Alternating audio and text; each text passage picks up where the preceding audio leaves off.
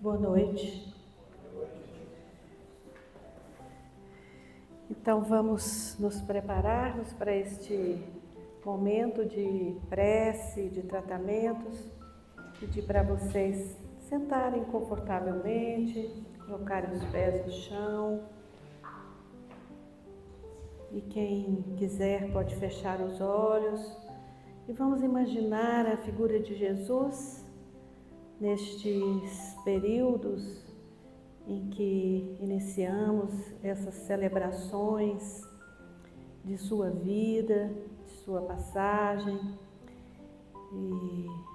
e que em grande parte do planeta nós nos lembramos do Mestre Jesus, esse Espírito luminoso, conhecido como o governador do planeta Terra. Vamos imaginar a figura do Mestre Jesus na sua doçura, na sua compaixão, no seu amor por todos nós. E é assim, em seu nome, que nós iniciamos essa atividade de estudo na noite de hoje, dizendo graças a Deus e graças a Jesus, que assim seja. Então, meus amigos, nós estamos aqui nessas palestras estudando as obras básicas do Espiritismo, o Evangelho, o Livro dos Espíritos, e em alguns dias nós nos dedicamos a estudar todo o conhecimento, todo o ensinamento nos trazido por esse Espírito luminoso, Emmanuel, que tanto colaborou e colabora com o florescimento, a divulgação da mensagem de Jesus e da terceira revelação, que é a doutrina espírita. Esse espírito que viveu na época de Cristo, que era um imperador na época e que teve a oportunidade de estar com o Cristo.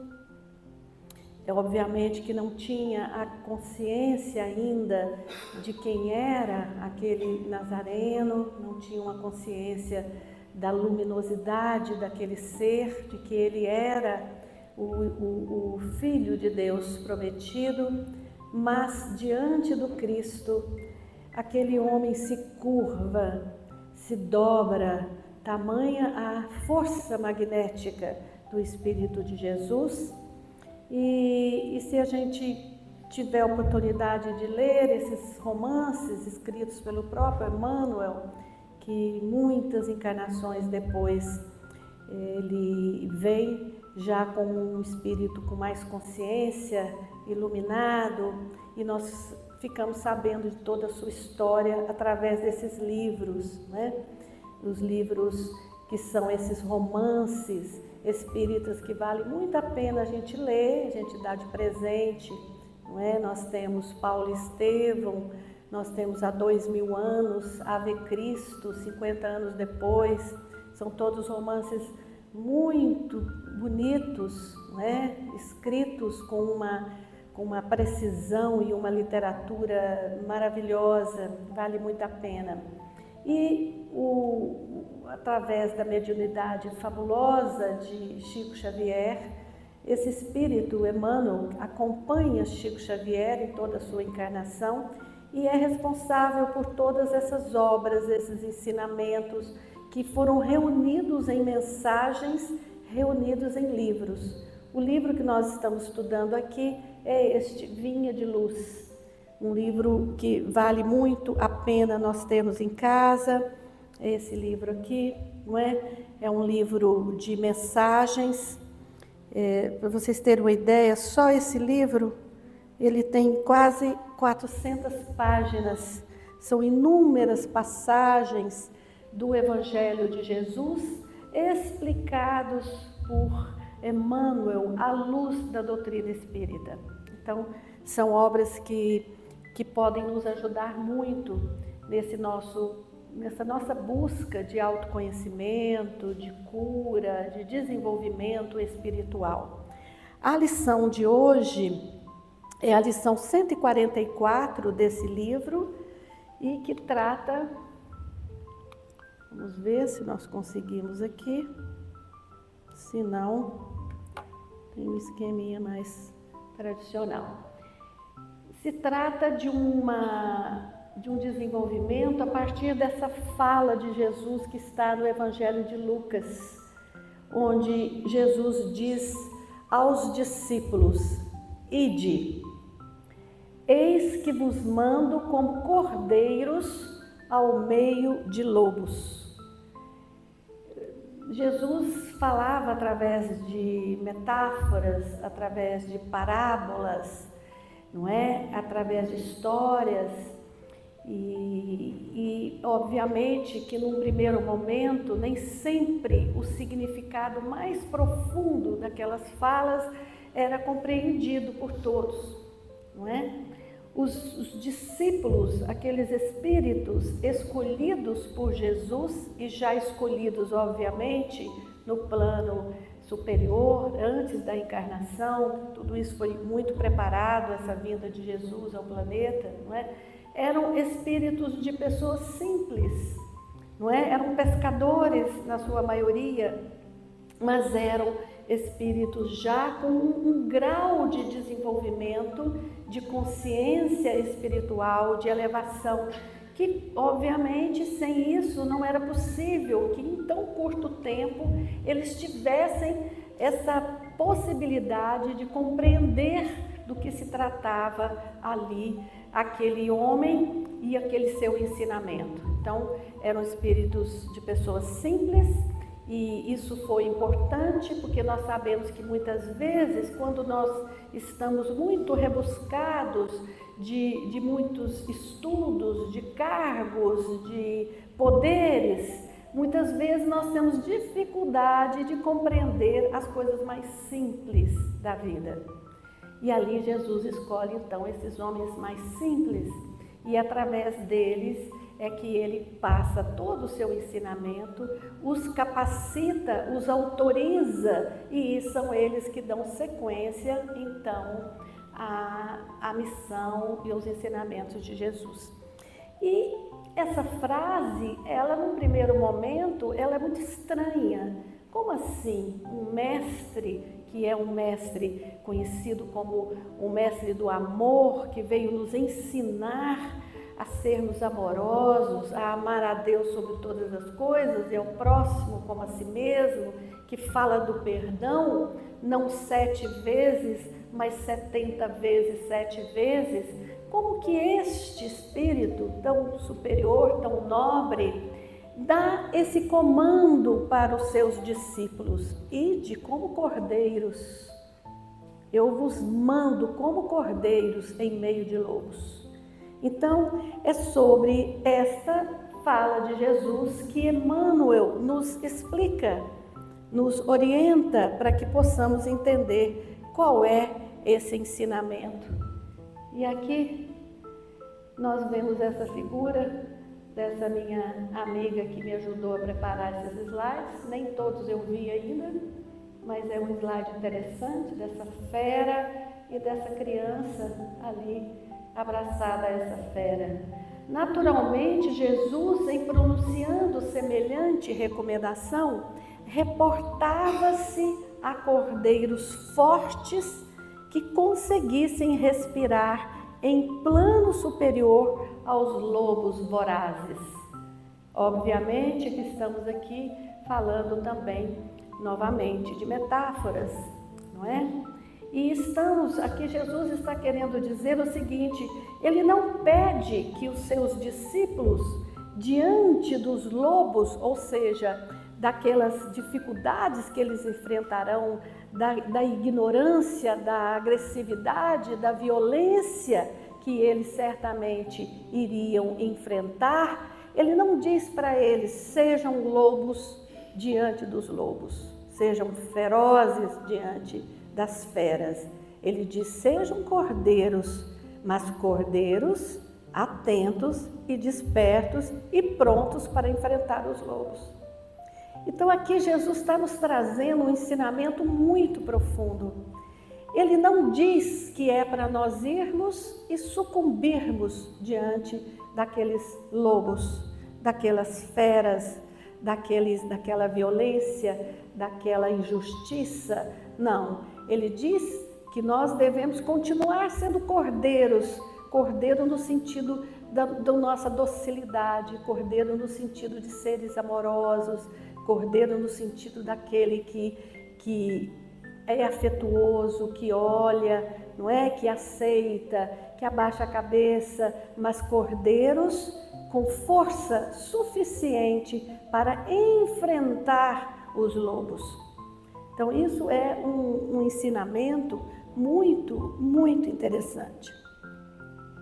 O mestre indubitavelmente desejava as qualidades de ternura e magnanimidade dos continuadores, mas não lhes endossaria as vacilações e as fraquezas. Então aqui é muito interessante nós observarmos que Jesus está dizendo que que ele não irá, não é, apoiar um momento de fraqueza diante daquela adversidade. Então Jesus não está dizendo que nós temos que seguir numa postura que é uma postura de total submissão, não é? Diante de uma injustiça ou diante da fera, da agressividade, que nós devemos sucumbir a tudo isso. Não. E Jesus, inclusive, deu o seu exemplo. Quando a gente vê o Mestre Jesus na sua atitude, na sua postura, na sua missão, no seu comportamento, nós temos aquela figura daquela pessoa altiva, não é? Serena, segura do que dizia, do que via, do que ensinava, do que enfrentava e queria enfrentar com muita segurança. Jesus é o exemplo maior da verdadeira humildade. Aquele é o exemplo da verdadeira humildade. Não é aquela humildade de você se colocar menor do que você é. Não, Jesus não se colocava menor do que ele era. Jesus dizia: eu sou o Filho do homem e ninguém chegará a Deus senão por mim. Jesus tinha essa convicção do seu papel e ele sabia que ele tinha que ser firme, que ele tinha que ser altivo, que ele tinha que ser verdadeiro, sem deixar de ser amoroso, sereno, compassivo, sem deixar de cuidar, de curar, de acolher a todos e de não julgar. Então é esse exemplo de Jesus que deve ser o nosso norte, a nossa meta. É claro que é muito difícil nós nos colocarmos com essa figura como uma meta. É difícil, mas esse é o processo, esse é o caminho, não é? Porque se nós não tivermos essa clareza, será mais difícil chegar neste lugar. Então aqui, essa imagem interessante que a minha assistente aqui fez para mim, muito bonita, que mostra Gandhi na sua grande sabedoria. Gandhi também um espírito de muita luminosidade, que enfrentou todo um exército, não é? Com altivez, mas com uma certeza de que era possível encontrar uma solução, uma alternativa que fosse pacífica, não é? E ele dizia: é preciso a paz, mas não se trata de um caminho para a paz. A paz é o caminho. A paz é o caminho. E é interessante isso porque nós estamos vivendo hoje, assim, nunca deixamos de viver, né? Infelizmente, nosso nível de evolução no planeta ainda é tão atrasado. Ainda somos tão imaturos enquanto espíritos, não é? Enquanto homens, mulheres, nós ainda nos apegamos de tal forma as questões materiais, as questões superficiais. Nós ainda alimentamos em nós tanto ódio, racismo, preconceitos. Nós ainda gastamos tanta energia, tanto tempo alimentando o ódio, o preconceito, não é? E veja o que nós estamos vivendo. Estamos vivendo uma situação de uma ameaça, de uma outra guerra, de destruição, de enfrentamentos, quando nós já temos o suficiente em termos de evolução material, científica, tecnológica. Nós já temos as condições que nós lá atrás não tínhamos. Hoje nós temos a condição para que todo o planeta viva e viva bem em abundância. Nós temos condições hoje para que ninguém passe fome, embora nós tenhamos milhões de pessoas passando as necessidades mais básicas. Nós não só já fomos à Lua há muito tempo, como nós já estamos chegando até perto do Sol, como nós já fomos em Marte. Nós temos hoje estrutura, não é, de alcançar um desenvolvimento. Veja que coisa espetacular que é essa dessa internet, como você se conecta com o mundo todo rapidamente, ao vivo, na mesma hora. Nós já temos condições suficientes para construirmos uma sociedade planetária de paz, de luz, de alimento para todos, de condições de estudo para todos, de amorosidade, fraternidade, com todas as diferenças. Vejam que maravilha! As culturas diferentes, as culturas milenares, as outras mais modernas. Veja como é maravilhoso tudo isso que nós conseguimos, mas o nosso atraso espiritual é tamanho que nós podemos a qualquer momento, não é? Presenciarmos, e se tivermos sorte, podemos estar no dia seguinte de guerras que podem destruir o planeta em pouco tempo. Então, isso é algo que nós precisamos refletir. Por que será que isso acontece? Será que isso acontece porque é o fulano, o ciclano, aquele presidente, aquele que é louco, aquele que não sei o quê? Isso acontece também porque nós damos sustentação para esse nível. Porque se a comunidade planetária estivesse num nível onde não permitiria isso, se nós não tivermos no nosso coração essa energia, esse terreno da violência, a violência não teria sentido, ela não existiria, não teria campo. Existe um estudo que fala sobre os campos mórficos ou morfogenéticos. Esses campos só são possíveis se eles têm uma sustentação. E como é que nós sustentamos isso? Alguém vai dizer, mas eu não tenho nada a ver com esse pessoal aí, e tal. Nós temos sim, porque nós sustentamos energeticamente essa situação e nós podemos fazer diferente. Então aqui, quando Jesus fala, não é, e diz aos discípulos que eles precisam ir e enfrentar os lobos como cordeiros, eu li essa lição e me veio imediatamente algo assim: será que esses lobos que Jesus está alertando os discípulos neste enfrentamento, será que trata-se apenas dos outros, aqueles que nós consideramos violentos conosco, daqueles que são injustos conosco?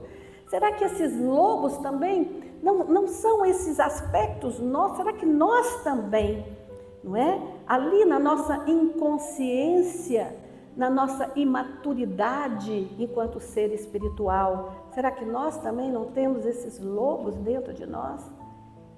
Será que ao mesmo tempo que nós temos o cordeiro, que nós buscamos o desenvolvimento espiritual, que nós pedimos ajuda, não é? Que nós queremos ser seres amorosos, queremos ser bons pais, não é? Queremos ser amigos, fraternos. Será que nós também, em nós, não temos também esse nosso lado, que nós podemos chamar de um subconsciente ou do inconsciente inferior? E será que nós estamos alimentando qual desses lados de uma forma mais significativa? Será que eu estou alimentando o meu lado cordeiro, discípulo de Jesus? Ou será que eu estou alimentando esse lado do lobo? Nada contra os lobos, aliás, eu acho os lobos lindos e que nos ensinam tantas coisas. Se você vai estudar sobre essa população, você vê como são animais inteligentes, não é? E quantos ensinamentos nós temos. Mas aqui é uma metáfora, não é? O lobo no sinônimo dessa agressividade, dessa violência, não é? Então, eu penso que aqui Jesus está dizendo também que nós precisamos ser cordeiros firmes com um propósito no enfrentamento aos nossos próprios lobos internos. E como é que nós vamos fazer isso? Nós estamos fazendo isso ao estar aqui esse dia, na véspera de um feriado. Nós fazemos isso quando nós nos curvamos diante de algo que nós não podemos mudar ou controlar. Às vezes a vida nos tomba, nos faz ajoelhar no chão, através da dor e do sofrimento, que infelizmente nós ainda precisamos. Nós ainda precisamos passar por estas experiências para que possamos crescer, evoluir. Mas isso não precisa ser assim, porque o próprio Cristo já nos disse que nós podemos fazer grandes transformações através do amor. Não precisa ser só pela dor, mas ainda precisamos dessa dor. Seguindo um pouquinho aqui, não é? É preciso realmente ir aos lobos. Seria perigoso esperá-los. Olha que forte isso.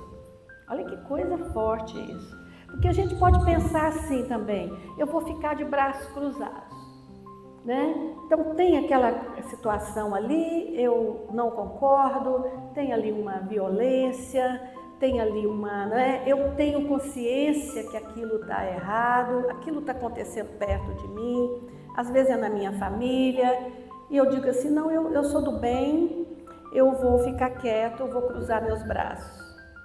Ou diante daquele nosso lobo interno que está ali, não é? Forte, que foi alimentado e que está pronto para dar um bote, que está pronto para atacar, nós cruzamos os braços e dizemos, não, mas tudo bem, não é? Tem gente que ainda diz assim, não, nessa encarnação eu realmente evoluí um pouco, eu vou deixar para outra. Quem acredita muito na reencarnação às vezes fala isso. É um equívoco isso. Nós temos que viver este momento agora como se ele fosse único, sabendo que ele tem toda uma história para trás e que ele segue adiante para um futuro infinito. Sabendo disso, mesmo assim, nós precisamos viver este momento agora como se ele fosse único. Nós não podemos perder aquela oportunidade, naquele momento que nós estamos vivendo, de alimentar o nosso cordeiro, de alimentar o nosso lado amoroso, o nosso lado do que nós chamamos do nosso eu superior. Mas nós também não podemos perder a oportunidade de enfrentar a nós mesmos, enfrentar os nossos equívocos, enfrentar os nossos enganos, enfrentar essa nossa negatividade, não é? E aqui segue Emmanuel, nessa lição que é muito, muito bonita. Ele diz assim, aliás, para serviço de tal envergadura, ou seja, os cordeiros enfrentando os lobos, para serviço de tal envergadura, desdobrado em verdadeiras batalhas espirituais, ele necessitava de cooperadores fiéis, bondosos, prudentes, mas valorosos, está se referindo a Jesus. Enviava os discípulos ao centro do conflito áspero, não no gesto de quem remete carneiros ao matadouro, e sim à gleba de serviço onde pudessem semear novos e sublimes dons espirituais entre os lobos famintos, através da exemplificação do bem incessante. Entretanto, há companheiros, diz Emmanuel, ainda hoje, que acreditam colaboradores do Cristo apenas porque levantam aos céus as mãos postas em atitude suplicante. Esquecem-se de que Jesus afirmou peremptório: ide, eu que vos mando. Também tem isso, não é? Muitas vezes a gente tem a consciência, a gente percebe, não é, a postura que a gente deve tomar, a gente tenta se alinhar com o alto, não é? Nós queremos ser pessoas melhores, nós queremos ser seres mais desenvolvidos espiritualmente. Nós nos tornamos pessoas melhores com o nosso esforço, não é? Com as oportunidades que a vida nos dá, mas nós nos colocamos muitas vezes numa postura apenas reflexiva e meditativa. Nós nos colocamos numa postura de muita reza, não é? Frequentamos o centro aqui quase todas as noites, né? Gostamos de tomar um passe, vemos aqui, tomamos passe, mas vamos também domingo na igreja, tem um padre muito bom ali, não é? Na Praça do Cruzeiro, que eu sei que tem, maravilhoso, tem outros padres maravilhosos, e nós vamos também ali na missa, e às vezes nós gostamos do louvor da igreja evangélica. Isso é tudo maravilhoso, isso é muito bom. E às vezes nós também em casa fazemos o culto no lar direitinho, como foi encaminhado aqui pelo centro. Porém, nós não fizemos a tarefa de casa, aquilo que realmente vai fazer a diferença, a mudança interior. Diante de qualquer conflito, nós agimos novamente com o nosso lobo pronto para atacar. Diante de qualquer situação no trânsito, nós nos colocamos nessa postura agressiva.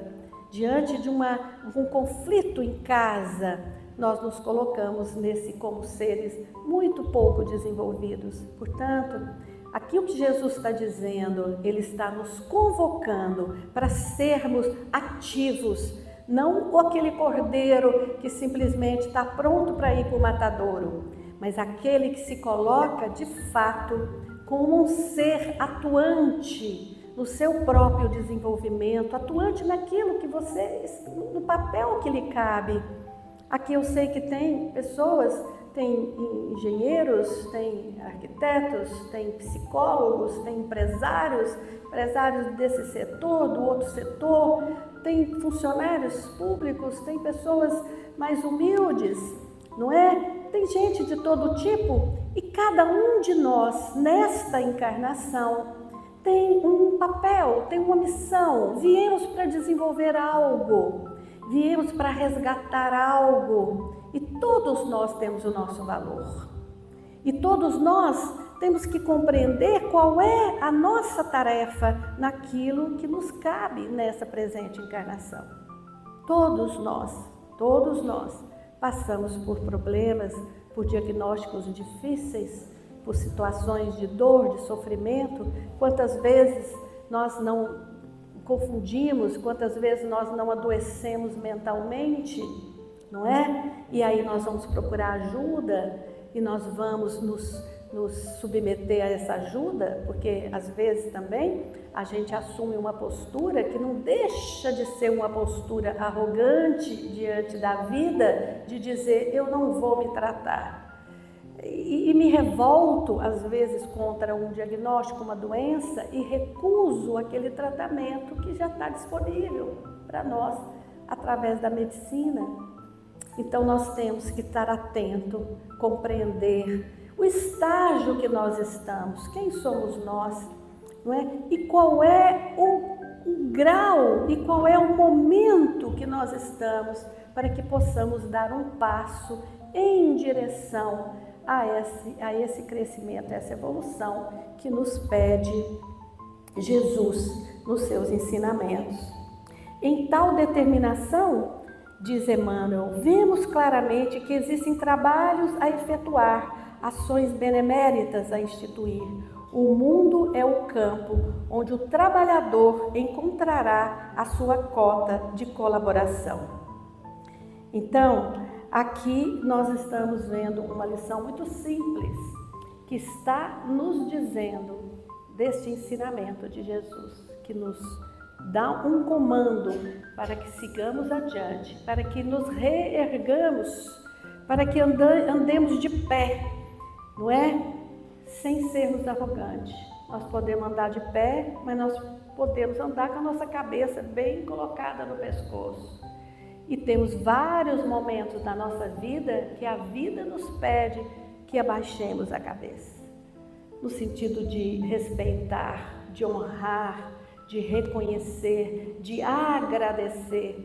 Como é difícil quando nós não temos essa clareza da necessidade do agradecimento, não é? E como é bom, como traz um alívio quando eu posso dizer para aquela pessoa, muito obrigada. A sua palavra, mesmo que num primeiro momento me feriu e chegou para mim como uma crítica, mas depois eu fui refletir. Eu gosto de contar as minhas histórias porque eu falo a partir do que é para mim uma verdade, né? E nesse processo de autoconhecimento, de autotransformação, muitas vezes nós temos por parte da nossa família, os nossos irmãos, verdadeiros mestres. A gente, é claro, às vezes a gente se nega a aceitar aquilo ali, mas irmão tem uma coisa boa em geral, que a gente tem um amor genuíno entre nós como irmãos, muitas vezes, na maior parte das vezes, outras vezes não, né? E quando nós ouvimos uma crítica, às vezes a gente fica com raiva, a gente pode até rebater e falar o que não quer falar também, mas depois a gente volta nessa irmandade. Isso é o que acontece com maior frequência. Eu me lembro de uma certa vez, num atrito com um querido irmão meu, querido mesmo, com quem inclusive eu trabalho junto, trabalhei muitos anos junto, fiquei um tempo trabalhando separado, agora voltamos a trabalhar juntos. Temos uma missão juntos na família, que é na área da psiquiatria, né, na área da medicina, e toda a nossa família, de uma certa forma, nesta encarnação, começar pelos meus pais, vieram com essa missão dentro do espiritismo, com a questão da medicina, a espiritualidade, o espiritismo, a saúde mental, né? E uma certa vez, num certo atrito com esse meu irmão, ele me disse assim, olha, você parece que é muito boazinha, que todo mundo gosta muito de você, mas você é dura também. E você, quando fala algumas coisas, você fala com ironia. Isso fere a gente. Você é irônica. Eu quase morri com aquilo, porque eu sou daquelas que acha que eu tenho, não só eu procuro ser boa, como eu gosto quando alguém diz, nossa, como você é boa.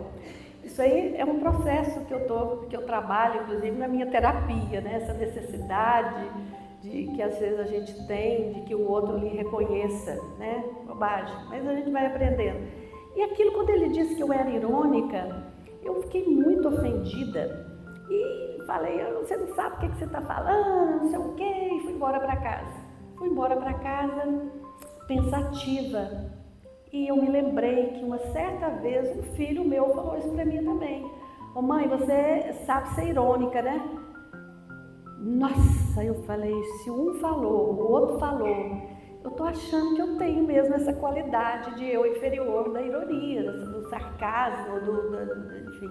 Eu sempre fiz muita terapia, fui pro meu terapeuta e disse para ele, eu quero olhar para isso, porque se eu tenho mesmo esse defeito, né, essa qualidade de eu inferior, eu quero mudar isso. E eu fiz um trabalho muito bonito com esse grande terapeuta que nos deixou há pouco tempo, dentro do campo da psicologia transpessoal, e ele me ajudou a perceber onde de fato eu manifestava aquilo fazia parte do meu atraso, não é? E obviamente que eu passei a ficar mais atenta a isso. Então, quando eu ficava com raiva de alguém, eu vinha aquele impulso daquela ironia que eu percebi que eu era uma pessoa que sabia ser irônica mesmo. Não é qualquer ironia, não, era aquela ironia fina. Quando eu percebia que eu ia reagir assim, eu dava um passo atrás. Eu falava, eu não quero continuar sendo essa pessoa irônica. E aí, o que eu vou fazer com essa raiva? Como é que eu vou manifestar isso? Enfim, fui trabalhando isso. Isso já tem muitos anos. Eu ainda fico contando essa história, porque eu acho que talvez eu não tenha resolvido tudo ainda. Mas eu quero dizer para vocês que quando você toma consciência, você pode escrever uma história diferente. É uma coisa simples, mas é algo que eu hoje percebo que me ajudou muito. Depois de passado um certo tempo, eu cheguei lá nesse meu irmão e eu falei para ele assim, falei, olha, você lembra aquele dia que você falou assim? Nossa, Dagmar, pelo amor de Deus, esquece isso, deixa para lá. Eu tinha até saído, eu fiquei brava e saí do hospital. Fica para lá, estou precisando de você aqui, volte para cá, você me desculpa, eu falei aquilo, não queria falar. Falei, não, eu quero agradecer, porque realmente eu percebi que eu tinha mesmo essa qualidade aí. Eu estou trabalhando isso. Se você perceber isso de novo em mim, você me dá um toque, que para mim... Ele ficou completamente, vamos dizer assim, desmontado. Eu não esperava. Vocês acham que alguém esperava uma resposta dessa? Então é tão bom quando você trabalha uma questão pequenininha, não é? Que você muda. Veja bem, se você fez mal a alguém, se você percebe que você foi duro, que você foi intempestivo, que você feriu aquela pessoa, chegue para ela e fale para ela, olha, eu sinto muito. Isso é uma coisa que a gente aprende na psicologia, não é?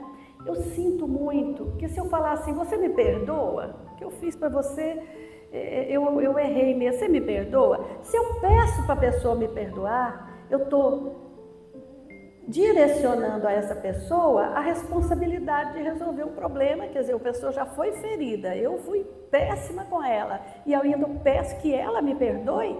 Então tem um jeito diferente de você fazer, quando você de fato tem uma consciência daquilo que você fez. O que eu fiz com você foi muito ruim, eu lamento muito, eu não tinha a consciência que eu tenho hoje, eu sinto muito e eu fico com a responsabilidade do que eu fiz.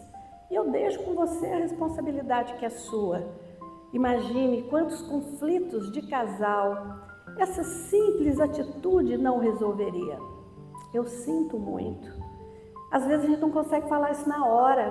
Passa um pouco, respira um pouco, não é? Enfrente o seu lobo, a sua raiva, não é? A sua atitude agressiva, tá certo? Depois que você enfrentá-la, dá umas voltas na praça, faz uma caminhada, não é? Reza, tá certo? Conversa com algum amigo, aquele amigo que você sabe que vai te apoiar. Depois você chega na pessoa e diz para ela, eu pensei muito e eu quero dizer para você que eu sinto muito.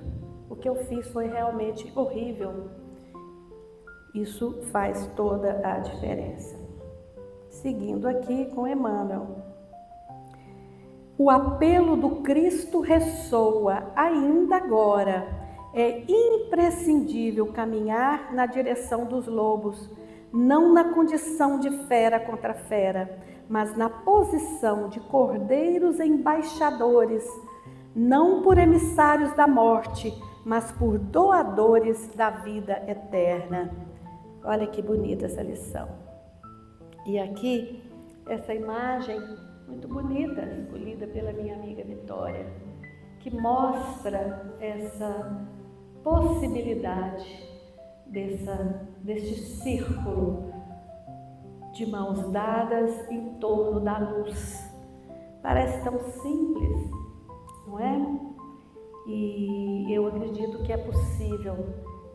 Espero que nós consigamos caminhar nessa direção, porque assim nós vamos evitar uma destruição total do planeta. Infelizmente, isso está um pouco longe ainda do horizonte, mas depende muito de nós, depende de cada um de nós, porque círculos como este estão acontecendo em todo o planeta.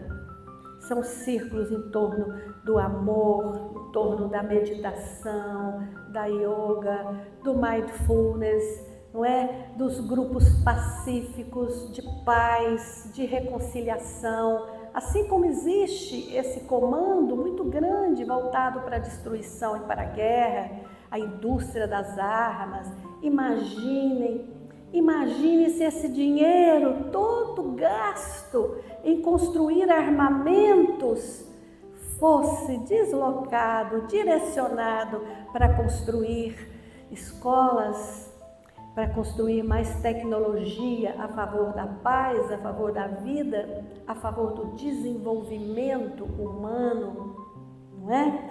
Então, essa é a nossa esperança, quem sabe? Ok, então agora nós vamos fazer a nossa prece final, o nosso tratamento espiritual. Vou pedir para vocês ficarem aí sentados, antes que os médiuns comecem. Vou pedir para vocês fecharem um pouco os olhos e refletirem um pouco sobre essas palavras, sobre esses ensinamentos, que procurassem nesse momento olharem para dentro de vocês mesmos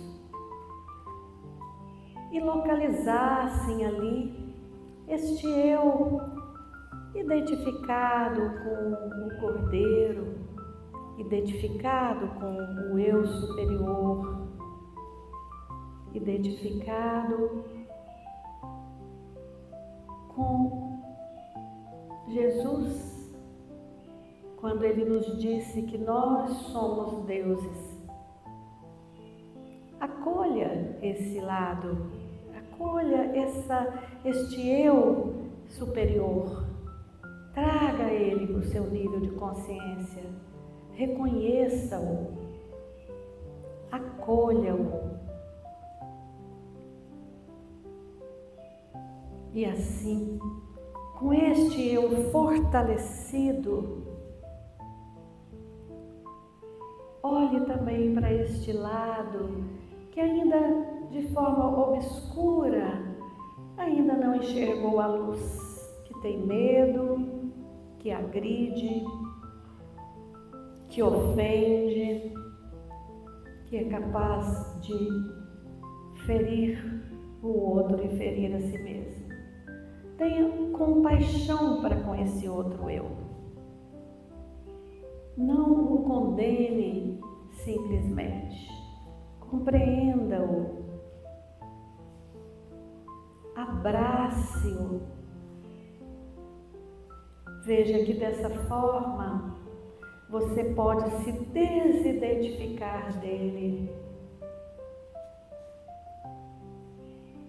Com o tempo, não perca o seu contato com o seu eu real, o seu eu superior, essa essência divina, amorosa, que todos nós temos, que todos nós somos.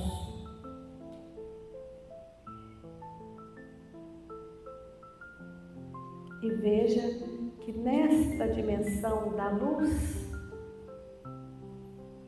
eu posso caminhar para frente e eu posso fazer do meu futuro uma história diferente, naqueles aspectos que eu reconheço que foram equivocados. Respire e permaneça por alguns instantes nessa conexão com o seu coração. E assim, nós vamos encerrando esse nosso momento de prece, de oração, de tratamento.